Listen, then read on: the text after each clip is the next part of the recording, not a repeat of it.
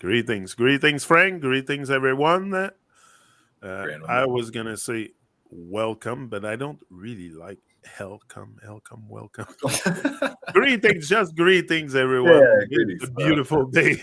Because Uh-huh. when you say welcome, there was something I saw about this, and sometimes people put welcome mats in front of their door, Yeah, and right. apparently it's not a good thing to do because you welcome any freaking entities to come into your house. That's the point. Yeah, that's the point. So that's why when I say welcome, we don't want to welcome any entities. So Right. that's it. But That makes sense. Yeah. I haven't thought if about that. there is entities around now, it's subject that there is. But there is. We know that because we look at phenomena around and crop circles and shit. It's not made by humans, so we know there is Right. entities around. And that's why a lot of people, you might have something like over your door that's kind of like, Yeah. that's just symbolic of like the truth or the light. It's like any who can pass through here is ones who are ready to stand in the light and like be able to, be in That's alignment. what we should have at the entrance of our door, be ready for the light, or instead Yeah, of right. welcome, or you enter the light zone, or Right. so then the bad entities wouldn't enter. Yeah, exactly. Bad, That's the marker. They're like, oh no, I'm not going to do that. anyway, same like putting your family name on the mat too. Apparently, it's not the best Oh, because people step on it, and no matter what, it oh brings yeah.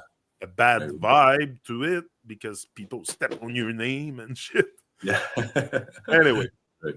That's just it. So today, Frank, we are going to review the PT's book again. Of course, we are at the Holy Cow. I think the cow is a very representation of Mama Earth. It nurtures us in so many ways. For reason that are barbarian, demonic, we started to slaughter them, and really that phenomena of industrial farming is relatively new. It's not something very old. Yeah. What's very old is letting the cow graze the pasture and stuff and eat the grass and be outside in the sun and getting the good nutrient of the earth. But the farming and industrial farming ways is relatively new in our world. So that's the problem I think we have mainly with the cow and all the animals, the way we process the curse. Yeah. We're cursing them so much. And anyway, so the cow is the holy cow. So Frank, I'll let you start with that in English, and I'll read the French after, like we did from the beginning, just to mention that we do French English just to help a bit the one that don't have somewhat a good English to maybe grasp a bit more of what we're saying. It's just the purpose of that. It's not because we exchange in French, but at least it gives you I don't know. It would help me. It would have helped me, like in the beginning of me learning English and stuff. It would have helped me someone that just give me the French raw and then exchange in English, and I can pick up the words. Like it's not so hard to understand English for a French person. So that's it. It's maybe harder for an English person to understand French because the accent and stuff. I get it, but yeah. So Frank, the holy cow. I'll let you start with that. Yes, holy cow. And this is spelled holy with a W in brackets. W in brackets, HOLY. Holy cow. Holy cow, a widely used expression, unfortunately not put in practice by majority of this planet. There's no doubt that the cow is the supreme amongst all the animals that roam this earth. It is earth itself in a more compact, lovable form. The fact that majority of people drink its milk makes it a real mother to all. Still, how this mother is treated by a vast majority of this planet, except parts of Bharat, now called India, determines the hellish state those parts of the world would have to endure. The blissless pain and torture twilight zone which they are under is a direct result of this mistreatment. And we'll flip because it's the next page. Until they start treating cows right, they will have all the diseases, wars, mental hells, blisslessness. What they do to the cows they will face back manifold in this life and afterlife. The simple truth and simple action, this simple truth and simple action can solve 99% of the world's problems and humanify the not so human population here. Yeah. The holy cow, la vache sacrée. Holy cow, utilisé de manière similaire que oh la vache en français. And we have tendency to use that as an expression also. Holy cow. Yeah, right. We don't really. En français, on peut dire oh la vache. Oh la vache. Yeah. Not so much here in Quebec, but yeah, I've said that sometimes. So, utilisé de manière similaire que oh la vache en français, une expression grandement utilisée, mais pas mise en pratique par la majorité de cette planète. Il n'y a pas de doute que la vache est suprême parmi tous les animaux qui vagabondent sur cette terre. C'est la terre elle-même dans une forme plus compacte et aimable. Le fait que la majorité des gens boivent son lait fait d'elle une vraie mère pour tous. Pourtant, comment cette mère est traitée par une vaste majorité de cette planète, excepté dans ces parties de Bharat, maintenant appelée Inde, détermine l'épouvantable situation que ces parties du monde doivent endurer. La zone d'ombre de torture et l'horrible douleur qu'ils subissent est un résultat direct de ce mauvais traitement. Jusqu'à ce qu'ils commencent à traiter les vaches correctement, ils auront à faire face à toutes les maladies, les guerres, les enfers mentaux, les manques de béatitude. Ce qu'ils font aux vaches, ils y feront face en bien pire, dans cette vie et après. La simple vérité est une simple action peut résoudre 99% des problèmes de ce monde et humaniser la population pas très humaine d'ici. And that's what's happening is we're being really dehumanized when we start treating what surrounds us in a human way. And I'm not debating here the fact that to heat the cow or not, or to drink the milk or not. It's far beyond this. I think the treatment should be, the well treatment of the animals should be established for all animal on earth. Yeah. First, then we can start thinking if you need to heat them or not to survive, or drink their milk. But I think first it's to treat them in a human way, and we are gone very barbarian, demonic when it starts to treat when we talk about or doing treatment to animals. Not all of us. Some of us have understood overstood the problem with the animals and treat them a better way. They give them proper life, proper place to roam, and chickens are not stuck in the 8x14 sheet of paper cage, because that's what it is. It's the size of a sheet of paper, and they pass their whole life. Like, would you pass your whole life in So sad. And there's one thing that I have always got from the religious book is you don't do to others what you wouldn't like to be done to yourself. Yeah. And so we're going totally against all divine laws, which is you don't do to another person or another being what you wouldn't like. And that's good for a serpent, a snake, whatever, a chicken, a cow, a duck, the little squirrel crossing the street, the cat, you don't but there's some people that have understood that exactly. When you see also animals, you respect them and you don't run over them with your car or stuff. Like, you give them the chance to, we're here to share the earth, the living space of the earth. So yes, we've been given dominion and power over everything on the face of the earth, but we don't need to abuse that power. That's it. Yeah. We can use that power in a way that we care for the animals. Yes. Not just slaughter them in mass number. It's Think what's going on today and most people probably if they would go inside their house and look what's going on inside, I'm not sure if they would still. I think they would still probably eat the meat coming from there because they don't care really. I think people, it's like drinking Kool-Aid. We were reflecting on this, me and Kim, the other day, and do people really make conscious choice? Yes, it might be conscious because you're being conned into your choices, but do you really have a choices if you're not aware of the both sides? Because to have a choice, you have to have option. They don't see the Right. other option really. I've never seen the other option really. So is it a choice? Or is it something that you just do because people before you did it? Like eating meat from those factories and stuff. Right. So I'm debating the fact that it is a conscious choice, but it is not an aware choice.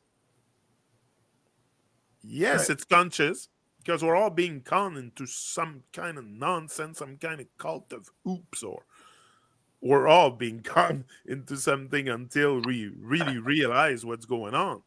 Right. So maybe it's not, maybe it is a conscious choice, but not an aware choice. Because once awareness is there, then you have a choice because you're aware of the different option. But if Yeah. you don't know that there is, or you don't care about the other options, like, I don't know. Uh, okay, it's just words, but awareness and consciousness sounds different inside me. And it Hmm. has a different resonance. Yeah. So I'm putting more focus on awareness than being conscious. Because the word, I know PT told me about all the content. I have asked him, PT, should we use those words? Should we? He has gave me a positive explanation on it. I remember it was positive, and I'm like, oh yeah, it makes sense. But it's still like resonate weird inside, even after being told. So I prefer not to use the console. It's just me, but I prefer have aware choice. You make a choice when you have awareness. I Right. think. Right. I Right. don't. I think it's still something we can maybe debate, but not so much because awareness is awareness. If you are aware, you are. Yeah. Like it's not, and I am aware of what's going on. So you cannot really erase that awareness. So every time you make a choice after, it's become an aware choice. Yeah. I don't know. Maybe you can share with me, Frank, what's your Yeah. I take. mean, I feel like with that whole thing, it's like the awareness, and some people choose to, well, it is a thing, right? Where that you kind of gotta like figure out how to navigate because it is like P says, it's our job once you're born and you come into a certain uh, level of awareness, then you have to navigate and you have to decide what you're going to do based on like your um, like desire to like know what's real, you know. So for Yeah. instance, you can have like me like been brought up in a home in which, you know, eating animals and all that kind of stuff is like that's the norm, you know. And then maybe you come into awareness like, oh, there's a different way to eat or whatever, like you don't have to do that actually. And some people will kind of like ostracize or like that's different or like, you know, there's so many different contradicting views going on out there, that then you have to kind of like start discerning like what is what, you know, and then what you're going to do basically, because there's a lot of people saying this is the way to do it, there's a lot of people saying this is the way to do it. And you know, I came to you know, decide on my own through a lot of research, through a lot of trial and error, and then basically what just ended up working out the best for me, and that was to choose to eating a plant-based diet, you know, and that was to, and that didn't happen overnight. That did take a lot of time and effort in terms of like learning how to make food for myself and what is the kind of things that I'm going to receiving the proper nourishment by switching into a different kind of diet and stuff like that. And so, that awareness, like, because you're kind of born at whatever level you're born at, like the family that you're born into and all that kind of stuff is going to be, kind of like the situation and circumstances that you come into. And that will be decided by kind of, in the Vedic perspective, the merit of actions that you've done and the momentum that you've created through past lives and past experiences determines kind of like what situation you're going to be landing in whenever you're put on earth in this life. So, but everyone has, in terms of like, do we have a choice to be able to figure out like what's going to be the best thing?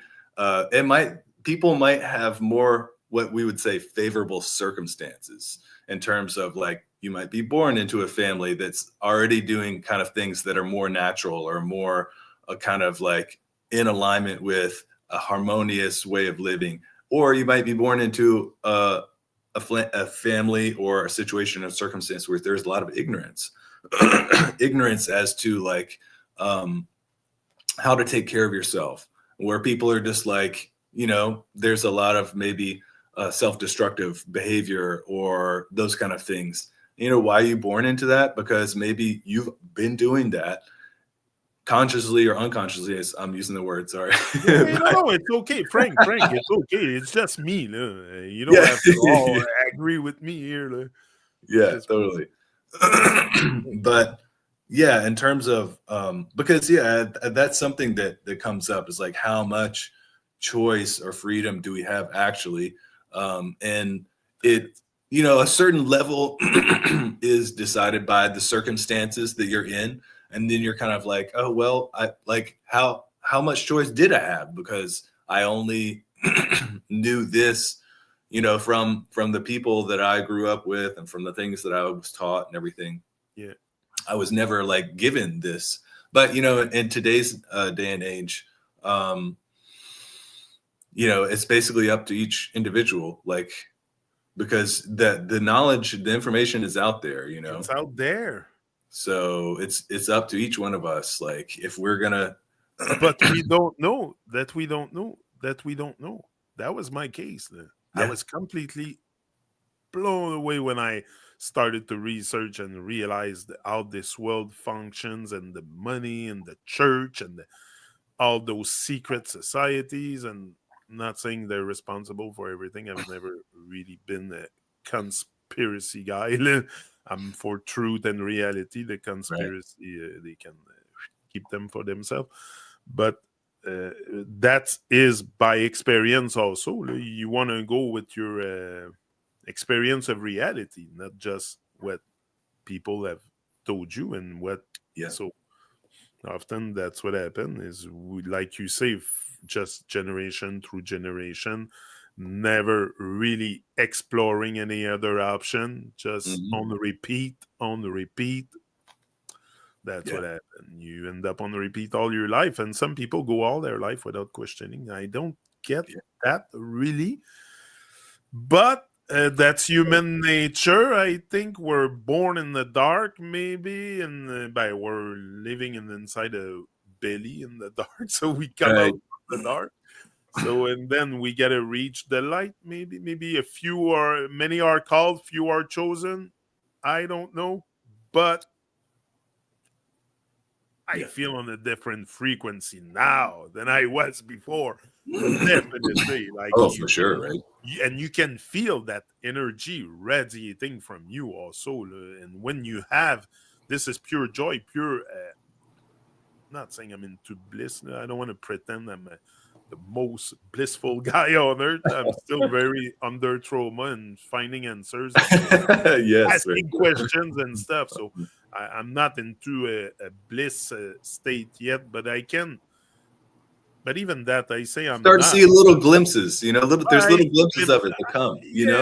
And that's what really. Sometimes I have the feeling of bliss, but it's not all the time because of the world I live in.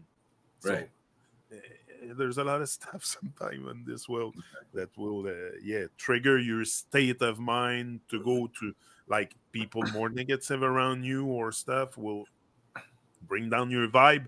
But mostly bliss for me is on the bike path, on my bike and alone and just fucking reflecting on my own and stuff. And Yeah. yeah, that is really where I truly experience Yeah. a But yeah, great feeling. But yeah, I'll just say a couple of things on this P-log before we move on. I mean, first of all, okay, so holy cow, right? That is the thing that people say a lot, like you were mentioning. And in the Vedic perspective, it really does hold the cow as sacred. In the stories, in the Vedic text, whenever basically when the situation on earth gets so bad, when the kings and the rulers have become evil, have become so disconnected from nature, and they're tyrants to their people, and there's destruction and like bad stuff is happening on the earth, the way that the stories are told is that the spirit, the energy, the consciousness of the earth takes the form of a cow and goes to a higher realm and asks for help. And it's like, I'm being like exploited. I'm being like tortured. I'm being, come help me, So the earth takes the form of a cow and goes and asks Brahma for help. and then like divine comes down as an avatar, whether it's Krishna, or like these different avatars, and comes and basically sets things right. And it's like, okay, we're going to, get things sorted. There's gotta be some divine representative on earth. I cannot. Yeah. Okay. And so that is one thing in which like earth and cow are connected, right? But then that I'd like he makes this point here about a majority of people drink its milk, so it is a mother to many in that way. You know what I mean? Where and even the fact that if a child is born, their mother dies, that child can actually drink cow's milk and survive. Yeah. So it is actually like a cow's milk is close enough to human milk where like the baby can actually survive on that and it won't die, and just the fact that a cow can eat grass and turn it into milk, that's pretty magic, That's magic to me, man. Wow. And they're very peaceful animals. The butter we make from it, it's saturated, like it's super good fats for you. And then you got the cow manure, right? Which is going to be able to be helpful for your, like you can grow all your food with it. Like it's a very, you can see the connection between humans and like cows. It's like very, very sacred, very beautiful thing, And the other so adorable too. Like you can kiss cows and stuff, and like they love humans, of course. The past year or two, I've gotten to be closer with cows because my neighbor has some of these Scottish Highland cows, and they're just so sweet. They have such a I saw a picture. You shared picture of cows and stuff. Yeah. They're so sweet. They're such gentle animals, and they have they're really smart. They're very intelligent animals and creatures, and it's sad. And there's another point that I was going to make.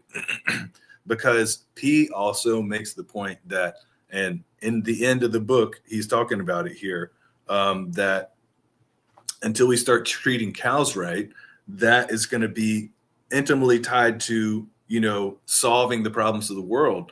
And there's a thing that this guy, Leo Tolstoy, said, and he said, as long as there are slaughterhouses, there will be battlefields.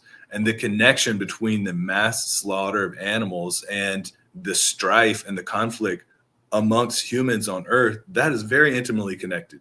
And that also was the thing that really made the light go off on my head. Like, I really, we can choose nonviolence on our plate every day. You don't have to. And like you said, I'm not going to be like trying to tell people that they have to do this or that, but it's up to you. Like, start doing the equation for yourself, and I so won't tell you what to do, but I can tell you one thing: you can be more humane than you are. yeah, You can be less barbarian, demonic than you are. exactly. Definitely. But I won't tell you what to eat, what to do with your life. But you can certainly work on yourself to become less barbarian, demonic, and engage less in those processing of those curses. You want to eat beef, you want to eat anything you want, okay, but make sure you're not processing a curse coming from a slaughterhouse. Like there is cows Right. being well treated around. There is farmers that treat their animals very well, and then at the end of their life, they will eat the meat. I'm sorry, but I have a hard time sometimes seeing something wrong in that. I don't know. Uh, I'm still in the process of making sense because if it's done in a human way, now what is human? You have to define also what is human, but what is human is being good, like Right. being good, like what you're supposed to be coherent with your being, with your Right. state of being. So, but I can because we all like when you eat a cow, when you eat beef or something, Right. you don't instantly feel bad. You don't get Right. sick. You don't get so. Right. What is the like I said the pro? I don't want to argue the fact of eating meat or not. I will never argue this or talk about it or because it's more sensitive talking about this than talking about drugs, alcohol, anything else. People get very triggered by it. That's for sure. Very triggered, very triggered. But I don't, for some reason, that I still try to make sense about it. But Yeah. if, like I said, I have no issues if it's like I don't know. It's so even me talking about it, it's I get weird emotion. Right. Why is that? I would like to know why I've mixed up emotion talking Well, I about mean, that. you just know that for some people it's going to be an automatic turn off, and they're just going to be like, or like ready to argue or whatever, really quick. Yeah, Like, what I'll that's say, what I feel. I feel like when I'm talking about this, I can feel that not the judgment because I don't really care, but I can feel the yeah, the the thoughts polarity. You can people. feel the polarity. There's like, God, Yes, So, but what I'll say for myself is that like I came to that decision because the more that I researched and the more that I, um, you know, like was interested in and started implementing the practices of like a Vedic lifestyle, because yeah, I'd always heard this thing about, okay, this is the Vedic, this is the most ancient science. It's got the Jyotish, like the astrology, the self-knowledge. It's got and the way that P talks about it is like, there's a lot of questions about life. And when you look to the Vedic, it actually has details. It's got answers about not only like what's going on here, where are we, who are we as beings, and all these different like stories to understand the nature of our plight or our situation here and consciousness. But it has details. It's got Ayurveda, the science of wellness and longevity. So when you look at things in that lens and in that perspective, it's actually very scientific. And it's like the human body is a particular machine that functions in a particular way. And so when you give it the things that it needs, it functions at its highest and most optimal level.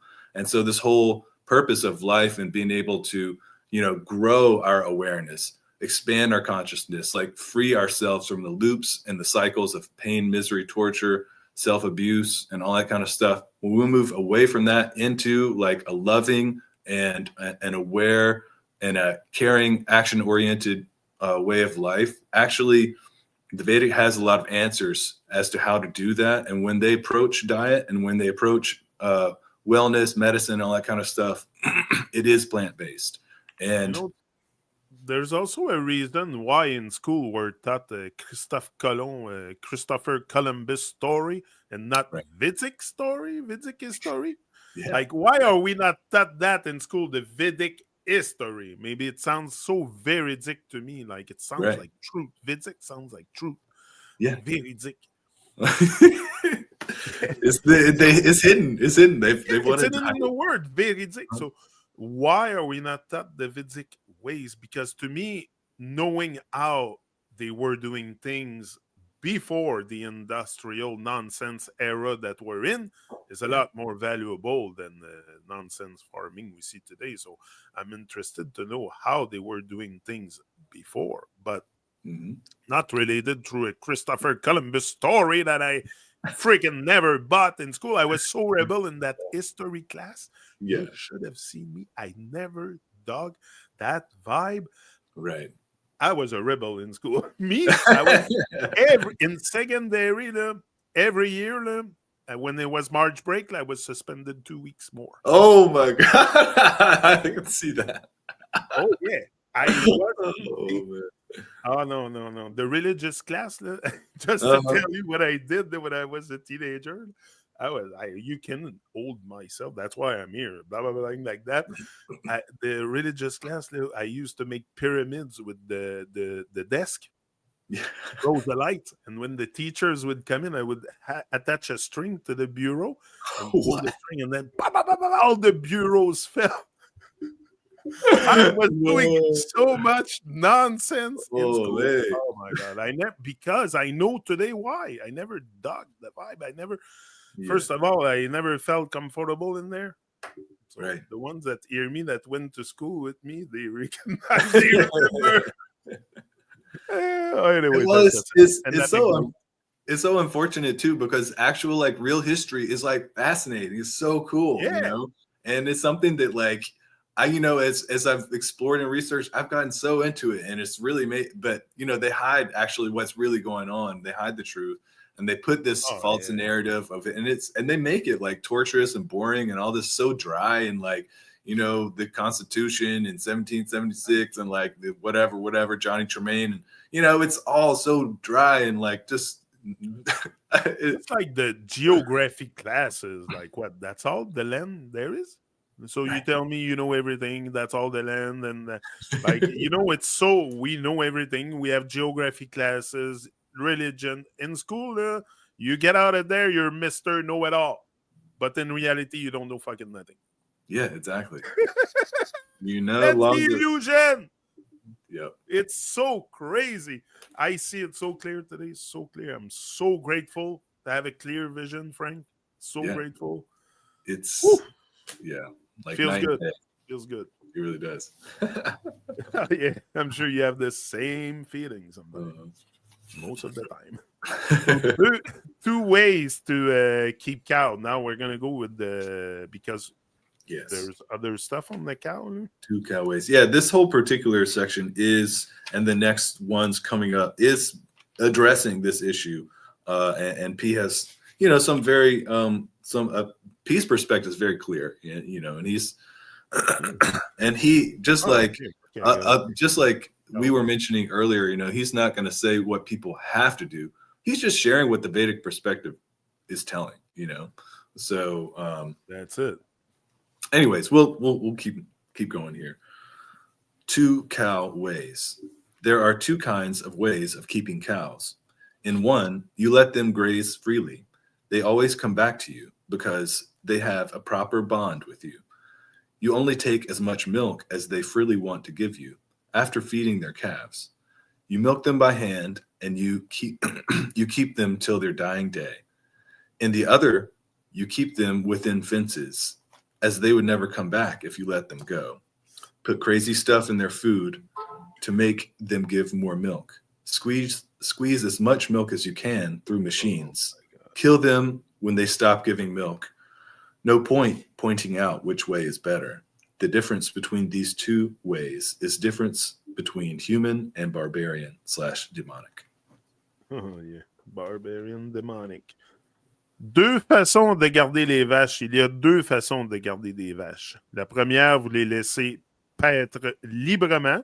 Elles reviendront toujours vers vous, car elles ont un vrai lien avec vous. Vous prenez seulement la quantité de lait qu'elles souhaitent vous donner après avoir nourri leurs petits. Vous les trayez à la main. Vous les gardez jusqu'à leur dernier jour. La deuxième, vous les gardez dans des clôtures comme elles ne reviendront jamais. Si vous les laissez partir, mettez des choses délirantes dans leur nourriture pour qu'elles produisent plus de lait. Tirez autant de lait que vous pouvez avec des machines. Tuez-les quand elles arrêtent de donner du lait. Pas besoin de préciser quelle est la meilleure façon. La différence entre ces deux façons est la différence entre humain et barbare démoniaque. Yep. Barbare démoniaque. But that's really, it comes back a bit to saying what we were saying before. I don't think I can add really much more than what I said before. It comes all to the same thing, but it comes to the fact that, yes, we could treat them a lot better than we do. And more human way means like with care, with love. And that's what a coherent human being is love and light. Right. Hello? Love and light. Not darkness and barbarian shit inside you. You're supposed to be love and light only. Like, if you're any other thing than love and light, it's because you've been corrupt by other entities, freaking nonsense in the world. But we should all be on the side of love and light and really embrace that love and light so we can transpire on animals, on others being, on other sentient being roaming the earth. There's not just you and me. There's many other sentient being roaming this earth. And we must act as human towards them, not like we're here to kill everything. It's like we're on a mission to kill everything, even yourself. Yeah. Yeah, I mean, they celebrate all the self-destructive behaviors. If you are that way, they put you on a pedal stool and you become a one who can influence the masses. You know what I mean? If you're gonna get up on stage and rap about just becoming intoxicated or like, dissociating with reality and nature, then of course you're going to be celebrated. That's what you get. That's how you get endorsed by the machine today. If you're going to put that message out, then they're like, oh yeah, go ahead. That'll keep everyone distracted and that'll keep everyone like chasing all this, faulty stuff. Yeah. But coming to this point, right? Coming to this point of the P-log, there's a lot of things when it comes to because and I won't expand on it too much, but there's a lot of different ways that you can eat there, and when it comes to more plant-based diet, some people are vegetarian, some people are vegan, so they're not going to have any animal product. But I mean, the way that I see it and the way the Vedic thing approaches it is, we are meant to be able to have like dairy products to be able to eat, but the way that you keep the cows is very important, and it's not done in the way that the cows are kept today. Because as P's pointing out, like it's such like an evil program that they have with like the whole thing with milk. Like much of the milk industry is like the calf is taken away from the mother cow. Like very shortly after it's born. It is a very disconnected and very, like P says, barbaric way. But the way that you actually keep the cows is like, no, you let the calf stay with the mother, and you only take the little bit or whatever is going to be left over after the calf has had its fill. And I mean, one thing that I appreciated hearing someone say with just in terms of how we can get certain nutrition from dairy and stuff like that is that, there is a way that we can get animal fat without having to kill the animal. And that is through the milk, And so if you, I would say for people, if they choose to eat dairy or dairy products, then, you can at least try to find people, local farmers. You can get either like raw milk from, or you can try to source a more, conscious, aware, person who's like dealing in a positive way with their cows. I mean, it is possible. And also just try to make yogurt with whole milk. I have one of my friends, he's farmer here not far, and I used to get milk from him. Huge quantities, cheap, also super cheap, like much cheaper than the store, like 50 cents a liter. I think he used to charge me. Yeah, so super cheap. I think I used to pay $4 for a 4 liter. Anyway, super cheap. And I used to make cheese myself. I used to make yogurt myself with the milk. It tastes much better than that scrap from the store. It tastes like soap, the scrap from the store. And yesterday I was looking at IGA, what they had on the shelf, the yogurt, and there's one, okay, there might not be all the gelatin in the scrap, not bovine gelatin, but pork gelatin and stuff. Right.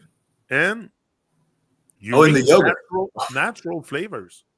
Like it says blueberry acai, but nowhere you read blueberry acai in the list of ingredients. Like, what the heck is this? What? Right? Yes. Why do you label it blueberry? There's not even blueberry inside. Literally, right? It's so nonsense, and you look at it, it's so gross. I was turning up. I'm like, I don't do that. If I want yogurt, I'll go get milk. I'll make it myself. Yeah, if I want it, but no way, no. But there's gotta be, that's it, because there's a little bit more of that awareness now. So I know that scrap is not really supportive, and their natural flavors, I find that so suspicious. I know. Yeah, you don't know. When I see that somewhere, what is allowed to be under that label? Do you know? I don't know. So vague. It could be freaking anything in there. Yeah, right. It's like they're just slipping it in. Like, just glance it over. But that's what it is. It's everything is in disguise. That's why people don't really see what's happening, because they're magician and everything's in disguise. So you have to see through the disguise of the food industry, of the TV, of the music, and everything comes like the disguise. Right. Yeah. So if you don't see through, so Frank, we're gonna end this there because you have stuff to do today. I'll make one more point, closing out. Just in terms, because there's a lot of things, right, that people would, just bring to the table of conversation, of discussion around this topic. And one of them being like, some people can't process dairy as well, and there is different things you can do. But what I would say to that is that the cows that they have in the milk industry today aren't actually like the same species of animal that they had in the Vedic times, because like what is now known, right, as like the Black Angus cow is like this hybridization. It's not like a cow that would exist in nature the same way as like a Chihuahua or whatever wouldn't exist in nature. Like they've bred these species of cows to the way it is today, to where actually what these Vedic Brahma cows are is actually a different species. It's called a zebu, and they are a cloven hoof, like a four-legged. They have those yak cows too, or something. They make yak chews for dog, and with yak milk, I guess it's a kind of cow. Yeah, and they have water buffalo and stuff like that. Yeah. But I was just pointing out that like the difference, and you've probably seen this too. Those Black Angus cows and things like that make a different type of protein, like the A1 protein versus the A2 protein. Yeah, one is more digestible and more easily assimilated. Soluble, maybe more soluble. Yeah. Like the A2 protein is what they're finding in those like older breeds and the older species of cows, whereas the A1 is the one where people actually start having digestive problems from dairy, and that is from the cows that have been over stimulated. Yeah, right. Like just bred in ways that it's gotten away from more of a naturally existing cow or whatever. No, but it's a good thing to talk about. It's not because but it's just like I said, so sensitive as a topic, and Yeah. not that I really put importance on what people think about me, but it's just my opinion that it's a good Yeah. thing to reflect on. And I Yeah. think I think people on earth been eating animals for forever. Like at the beginning of times, I'm sure they were going around and spotting things and say, hey, I want to eat this.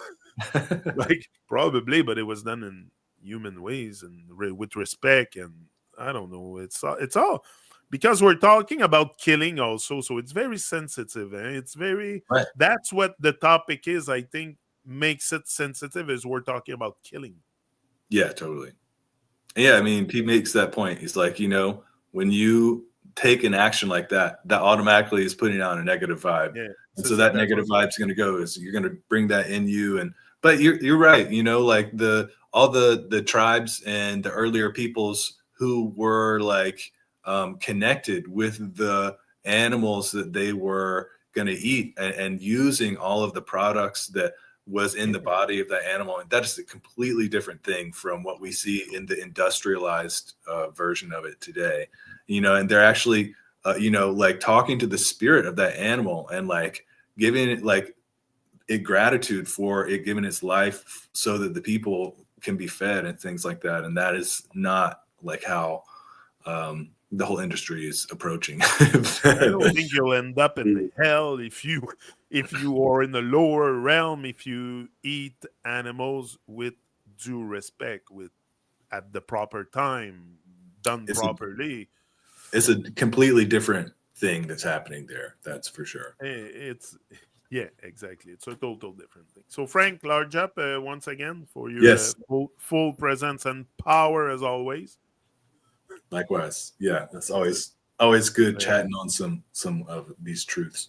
yes, it's good. It's like it's good to do it every uh, seven strong.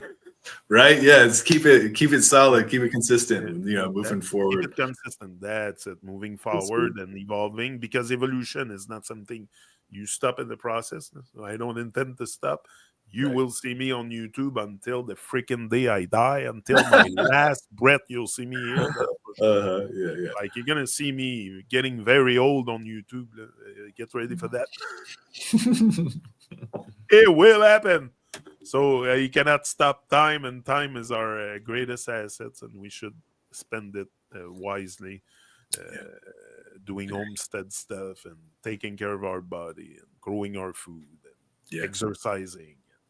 That's what the focus should be on, honestly, because if you don't have your body, you can go nowhere. You can be productive. You can Yeah. have good relationships, have a straight mind, so I wish that for every human being on earth to align their thoughts with higher and divine purpose and power. And Yeah. Full I can positivity. tell you really what it is or where it is, or it's something you feel inside your heart. And when you feel it, I don't think there's any other feeling that can overwhelm this one. It's a feeling of joy, gratitude, humbleness, humility. It's Yeah. everything mixed together in a big mixing bowl, and eat, Exactly.